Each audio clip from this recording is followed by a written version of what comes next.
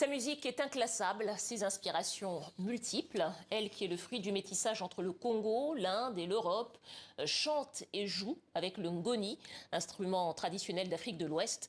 Ce soir, nous recevons Chan Potok pour la sortie de son album Deep Waters. Mais d'abord, on regarde un extrait. Stop dictating my life. Stop confusing my mind. Trying to untangle my thoughts. I'm in trouble, trouble, trouble, trouble, trouble.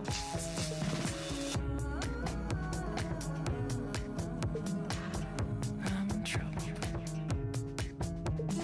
Down by the riverside. Meditation as the currents collide. Far from the strings that you pull. Straight into a wall of trouble, trouble.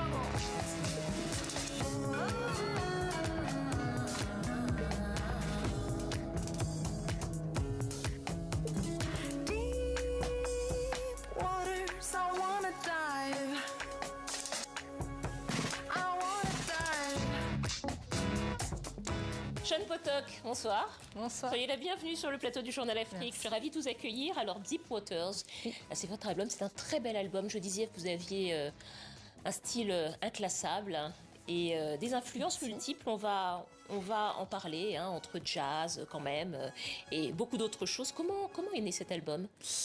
Alors, l'album est né... Je pense que je passais par une phase d'introspection. Et surtout, j'ai fait la rencontre avec le Cameléon Ngoni et l'ensemble, ce binôme a créé des histoires et des chansons et donc l'album. Alors oui, le Ngoni, on va en parler parce que le Ngoni, c'est un instrument traditionnel d'Afrique de l'Ouest. Ouais. Mais d'abord, j'aimerais qu'on parle de vous. Moi, j'ai insisté tout à l'heure sur votre métissage, sur vos inspirations multiples parce que c'est assez peu fréquent de retrouver autant de pays en une seule personne. Alors vous êtes né aux États-Unis, vous avez vécu un petit peu aux quatre coins du monde, en Indonésie, à Singapour, en France, en Belgique, entre autres. Votre mère est indo-congolaise, votre père est européen, précisément belgo-slovaque, c'est bien ça? C'est tout à fait ça. Voilà, entre autres.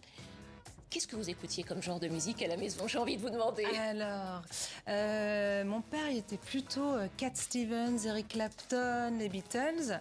Et ma mère, Myriam Makeba, Kat Janine, Barry White, voilà, il y avait vraiment un peu de tout à la maison, donc j'étais bercée avec plein de musiques différentes, quoi.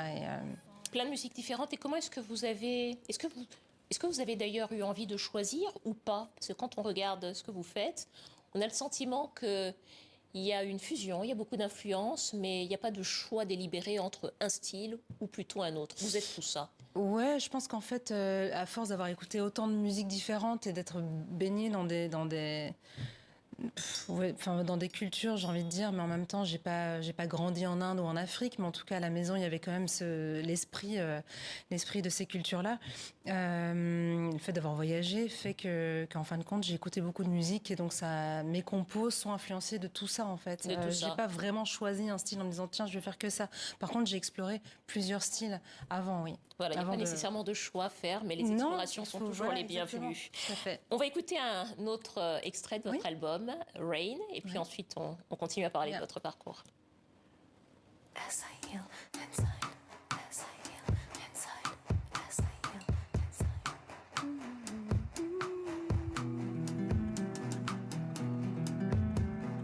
Rain falls soft and sweet on my skin. Crash down to my feet, vanish at the brim. Rain is falling to the ground as I step outside, rolling off my cheeks as I heal inside. Rain en anglais, la pluie en français. Qu'est-ce qu'elle raconte, cette chanson? C'est le pouvoir de l'eau et de la pluie et sa magie de faire tant de bien, en fait. C'est-à-dire que moi, quand il pleut ou quand il drage dehors et qu'il pleut vraiment très très fort, j'adore sortir et juste sentir les gouttes tomber sous ma peau. Et je trouve qu'il y a quelque chose de très apaisant, en fait. C'est très guérisseur. Donc, Très c'est une apaisant, chanson, très voilà. guérisseur. Le pouvoir de l'eau, le pouvoir de la pluie, c'est ce que vous chantez. Exactement. Vous disiez tout à l'heure que vous aviez grandi avec plusieurs influences sans avoir véritablement vécu en Afrique. Et pourtant, aujourd'hui, l'instrument avec lequel vous jouez, que vous affectionnez particulièrement, s'appelle le kamélengoni. Exactement. C'est un instrument d'Afrique de l'Ouest. On va peut-être voir quelques images Ouais. que vous avez enregistrées sur ce plateau tout à l'heure. Kamélé, c'est un mot bambara, une langue du Mali, qui signifie, je crois, jeune homme. En fait, Oui, cet jeune. instrument, c'est un instrument qui était plutôt un instrument sacré, on Oui. peut le dire, et qui était plutôt réservé aux garçons. Comment Exactement. est venue la rencontre avec cet instrument de musique? Alors, donc comme je disais, j'écoutais beaucoup de musique et à un moment donné, je me suis mise à écouter pas mal de musique traditionnelle. Et puis, de fil en aiguille, je suis tombée sur l'album de Balaké Sissoko et Vincent Segal, Chamber Music. Et c'est la première fois que j'entendais la kora. Et, Autre instrument sacré. autre instrument sacré. Et ça a été un vrai coup de cœur pour la sonorité de cet instrument et pour tout ce que voilà, l'objet, l'instrument en tant que tel. Et bref, c'est resté un peu dans ma tête, mais les années sont passées. Et puis pendant le Covid, je me suis dit tiens, j'ai envie de jouer de la kora, quoi. J'ai envie de jouer une harpe, de la harpe africaine. Et on m'a mise en relation. Enfin, j'ai rencontré Abou Diarra, qui est donc un joueur de kamélengoni, un maître de kamélengoni. Et il m'a dit mais attends, mais viens, je vais te montrer le kamélengoni. Et c'est un instrument que je connaissais pas du tout. Justement, cet instrument, je vous interromps, mais cet instrument avec lequel on vous voit à Oui, l'image, voilà. qui est souvent qualifié de harpe africaine ou de luth ça. africain, qui est un instrument à cordes. On dit que c'est un instrument sacré, ce qu'il vous a permis en tout cas de faire des rencontres en Afrique, sur le sol africain et avec des musiciens africains. C'est une question, si j'ai rencontré des Oui, gens là-bas. à travers cet instrument, là-bas ou ailleurs. Mais est-ce que cet instrument vous a fait rencontrer des musiciens, peut-être que vous n'aviez jamais rencontré avant? Écoutez, oui. Enfin, depuis que je joue cet instrument, il y a une porte vers la lumière qui s'ouvre et je ne cesse de rencontrer des personnes merveilleuses et c'est enfin voilà, c'est très magique en fait. C'est à la fois une reconnexion, enfin une connexion plutôt à mes origines africaines et en même temps ça m'ouvre une voie vers plein de rencontres incroyables et voilà, je suis très très très heureuse et émue en fait d'avoir rencontré cet instrument quoi, vraiment. Donc, ouais. Alors, vous parlez de l'Afrique et vous serez en concert en Afrique. Oui. Puisque vous devez partir à Saint-Louis, au Sénégal. J'ai les dates de vos concerts. C'est le 1er novembre, je crois.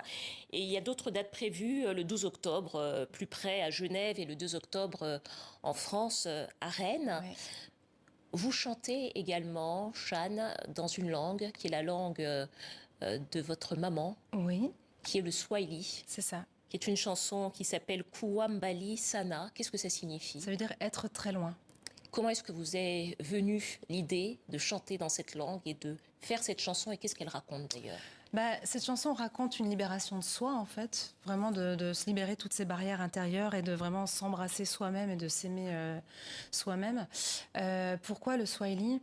Ma mère petite a grandi dans l'est du Congo où ils parlent le Swahili et donc c'est ma référence au Congo, même si je sais qu'il y a le Lingala et que c'est quand même la langue principale, mais voilà pourquoi en tout cas j'ai voulu intégrer du Swahili dans mes chansons quoi. Eh bien on va écouter ça tout de suite. Merci beaucoup. Kuambali Sana que vous avez interprété en exclusivité pour nos téléspectateurs. Merci beaucoup. C'est la fin de ce journal.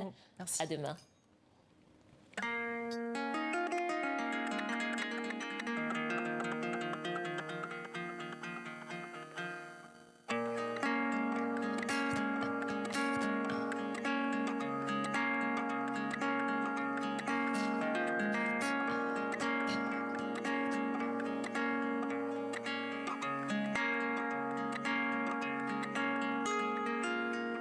Guide my days with joy and anger.